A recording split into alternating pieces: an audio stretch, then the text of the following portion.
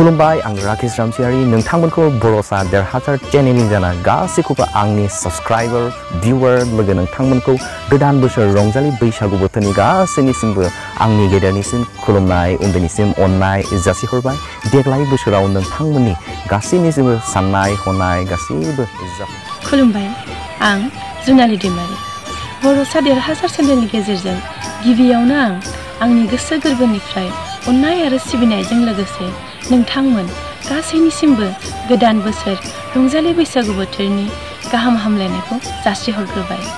बे रंजालि बैसागुआ नोंथांमोन गासैनिबो न'खराव रंजा खुसि लाबोनानै होफैनायजों लोगोसे गावजों गावनि गेजेराव अनलायनाय आरो खौसेथिनि आबिर सारफावनानै होफैथों बेखौनो मिजिंथिबाय।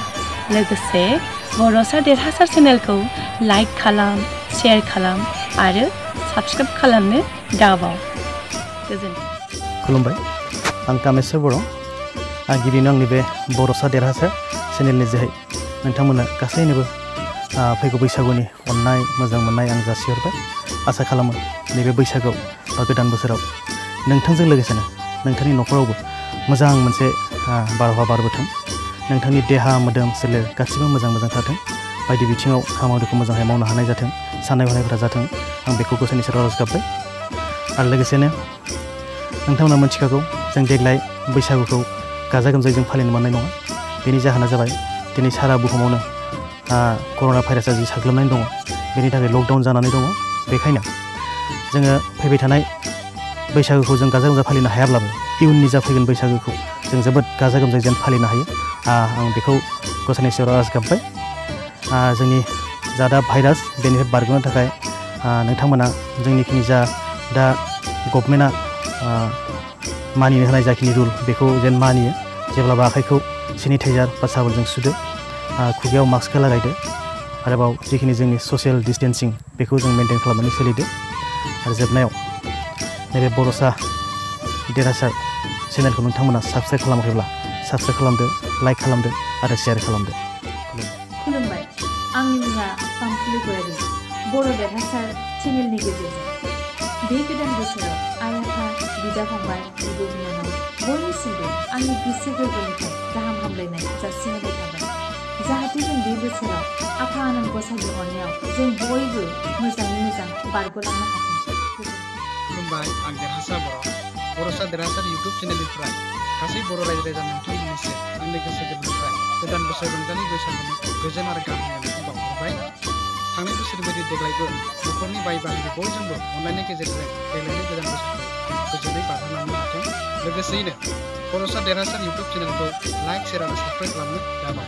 खुलुमबाय आं ददेरे बर' बर'सा देरहासार इउटुब चेनेलनि हेफाजाबजों रंजालि बैसागुनि आइ आफा आबै आबौ बयनिसिमबो आंनिफ्राय गाहाम हामलायनाय थाबाय।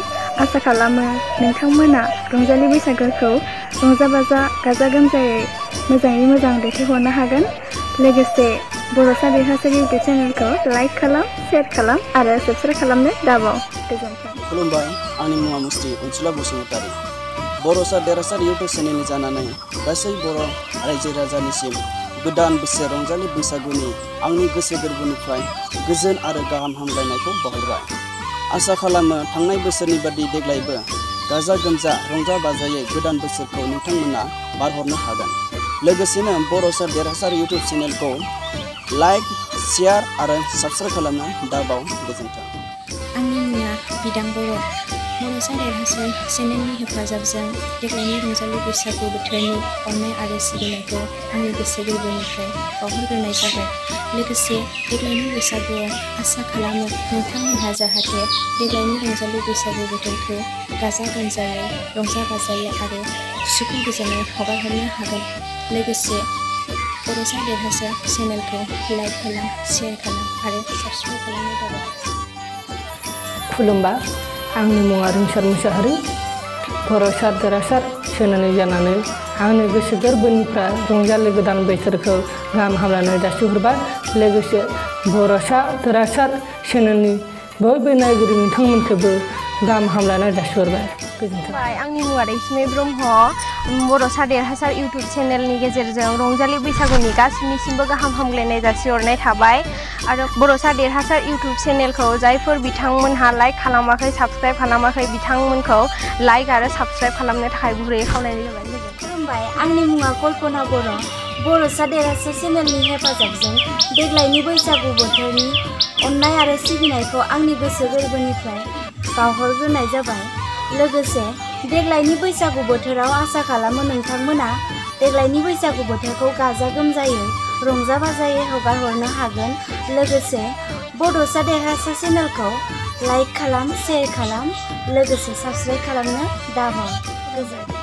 आंनि मुङा हिमानि सरगयारि। बड'सा देरहासार चेनेलनि गेजेरजों 1924 मायथाइ रंजालि बैसागु गोदान बोसोरनि आंनि अननाय सिबिनाय आरो गाहाम हामलायनायजों लोगोसे देग्लायनि गोदान बोसोरा गासैनिबो जिउआव सुखु गोजोन अनज्लायनाय आरो खौसेथि लाबोयो। लोगोसे बड'सा देरहासार चेनेलखौ लाइक, शेयार आरो अननाय। खुलुमबाय, आंनि मुङा फुंबिलि ब्रह्म। बड'सा देरहासार इउटुब चेनेलनि गेजेरजों रंजालि बैसागुनि गासिनिसिमबो गाहाम हामलायनाय जासिहरबाय आरो बड'सा देरहासार इउटुब चेनेलखौ लाइक खालाम, साबस्क्राइब खालाम आरो शेयार खालामनो दाबाव। खुलुमबाय, आंनि मुङा सनाराम बसुमतारी। बड'सा देरहासार चेनेलनि हेफाजाबजों देग्लायनि बैसागु बोथोरनि बयनिसिमबो गाहाम हामलायनाय जासिहरबाय। आसा खालामो नोंथांमोनहा देग्लायबो रंजालि बैसागु बोथोरखौ रंजा बाजा गाजा गोमजायै नागारहरनो हागोन। लोगोसे बड'सा देरहासार चेनेलखौ लाइक खालाम, शेयार खालाम आरो साबस्क्राइब खालामनो दाबाव। आंनि मुङा जयश्री गयारी। बड'सा देरहासार इउटुब चेनेलसिम गोदान रंजालि बैसागु बोथोरनि गाहाम हामलायहरबाय आरो रायजो राजा नोंथांमोननिसिमबो गाहाम हामलायहरबाय। बिथांनि चेनेलखौ लाइक खालाम, शेयार खालाम आरो साबस्क्राइब खालामनो दाबाव। गोजोन्थों। खुलुमबाय, आं मिथिंगा दैमारि। बड'सा देरहासार चेनेलनिसिम हेफाजाबजों देग्लायनि बैसागु बोथोरनि बयनिसिमबो आंनिफ्राय गाहाम हामलायनाय जासिहरबाय। आसा खालामो नोंथांमोना देग्लायबो रंजालि बैसागु बोथोरखौ रंजा बाजा गाजा गोमजायैनो मान हरनो हागोन। लोगोसे बड'सा देरहासार चेनेलखौ लाइक खालाम, शेयार खालाम, साबस्क्राइब खालामनो दाबाव। आंनि मुङा बड' गोमसार। बड'सा देरहासार चेनेलनि हेफाजाबजों रंजालि बैसागु बोथोरनि गासैनिसिमबो गाहाम हामलायथि जासिहरनाय जाबाय। गोजोन्थों।